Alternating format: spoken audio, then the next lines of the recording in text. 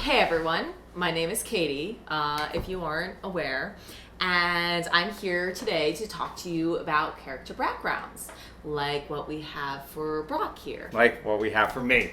Exactly. Why don't you say hi to everybody, Brock? Hi! So is this like a televisionist thing? Because I don't trust the televisionists. No, not at all. Not at all.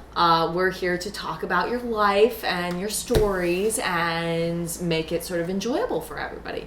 So the first thing you should think about when writing a character background is where your character's from. For example, Brock is based in the New Jersey game. So he is actually a Yorker from Old York, which is great because since he's from the area where his game is based, he is more likely to have plot. The STs have more to work with. They can pull old characters in. They can play around with things, this, that, and the other thing. Why don't you tell us a little bit about Old York? Well, the best thing about Old York is... Well, there's nothing good about Old York. Really? Well, no, I mean like where I'm from. I mean, it's like you're shit on by the purebloods.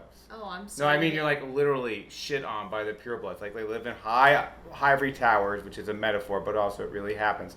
They live in high ivory towers, and the shit comes out of the chutes on the side near the bottom, and it comes out and spews out on the street where you're walking, and that's why we always wear hats. So, urine and feces. It's my hat. When was the last time you... It hasn't been for like more than... It hasn't been like... Well, I mean, it's been at least 3 hours. I'm sorry, 3 hours?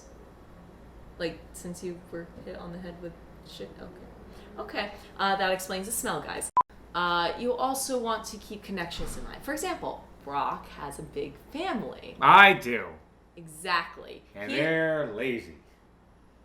I'm sorry to hear that. He is not Batman. Batman has no parents. They're dead. Storytellers can't really work with that. If they're dead for good, gone for good, if everyone you've known and loved in the past are just dead, gone forever, last infection, don't pass go and collect $200, nothing. Storytellers can't work with that. We want connections. We want old lovers. We want brothers. We want sisters. We want parents. Rock has a family who's apparently lazy. Yeah. Like my sister. She's got expensive taste and she don't work at all. Her name is Ruthie. And then I have my brother Trench. Mm-hmm. And for a while there, I had my ex-girlfriend Troy, but she left town with her girlfriend Shine.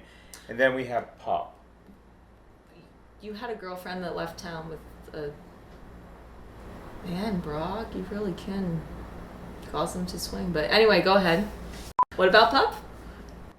Pup is our creepy Lascarian who eats people. So, why... Does she try to eat you guys? No, not often. So why do you have her around? Oh, because she's our she was like our... There's really no good way to tell you. No, there isn't. No, they're really... Anyway, in addition to family connections and location, you want to keep in mind genre. Obviously, he is a smelly, disgusting, gross, I'm sitting right here. York. I know, and that's what the smell is, and it's really grossing me out. But you know what? We're going to get through this together. You just stay on your genre is important to note because you don't want to have a character who is a wizard with a magic sword. It doesn't fit with the Dystopia Rising genre, right? What the fuck's a wizard? Some asshole named Harry Potter. Yeah. Basically what you want is to make sure that you read the materials and make sure that it fits with everything. Which brings us to kind of our last topic, which is keeping it simple. We don't want to know about your character's shoe size. Well, I want to know about their shoe size. Why do you want to know about their shoe size? I want to know if we can be friends or not. the fact that you're friends with someone has to do with their shoe size? You can't be friends with anybody with your same shoe size. Why not? Because they might take your shoes. That seems weird. Basically what you want is life-changing moments in your character's life. Do you have any life-changing moments? I have plenty of life-changing moments. How about you tell us one of them? This is a story of how I learned it is not appropriate to dive into the graves of your dead relatives at their funerals. Oh, wow. Okay. So my mom died, which Yeah. is sad. Everybody's sad. Oh, little bro. I was 5 years old. But I remember this distinctly.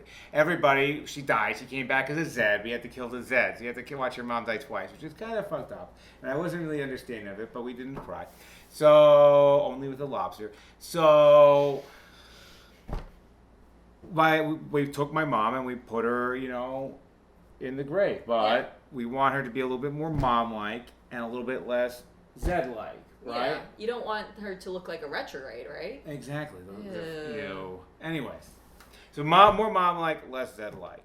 So they take her and they wrap her up in like nice new clothes that cover up all the blood, and they take some makeup, like natural ones have, and smear it all over her face so it looks a little bit more, less corpse-like. And my mom goes from looking like a beaten-up Zed corpse to a beaten-up Yorker corpse. Oh, and they put her in the ground, and everybody's there, and they're all kind of being cool about it, because you got to be cool, except for my Aunt Evie, who was a little bit prone to dramatics, in which case she starts yelling, "Ruthie ain't no painted woman! Ruthie ain't no painted woman!" And she jumps, boom, into the grave.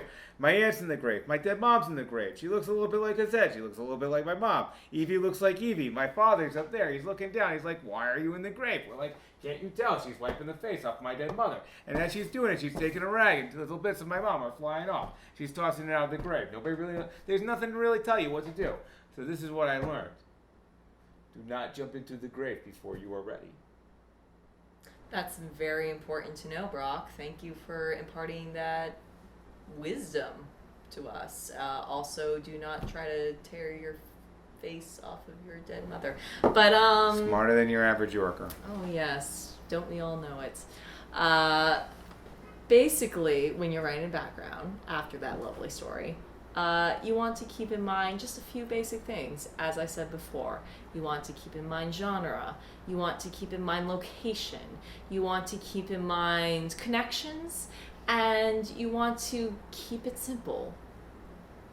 Make those character moments defining. We don't need all of the details. And that is pretty much it. Have fun with it. It's your character. Make the character breathe. Make the character feel alive. Like Brock here is very alive. He also smells really badly. But I know you'll take it though. And that's basically it. Do you have anything else to add, Brock? What you doing later?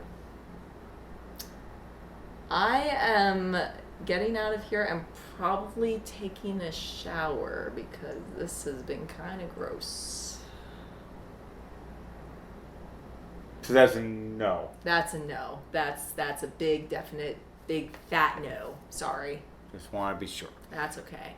You can ask Slink. It's retrograde, I know. Close my eyes.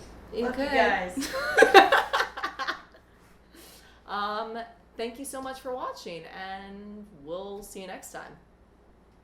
I'm just a dumb girl. So my friend thinks I like those things that are not, I can say, Are you gonna be good?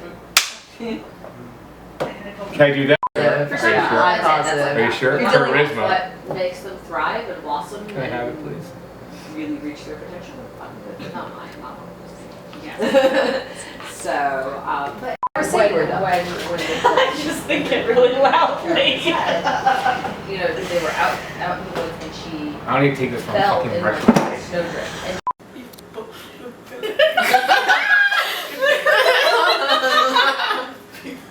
Do I get paid now? Yeah, look, right, yeah. I can catch her.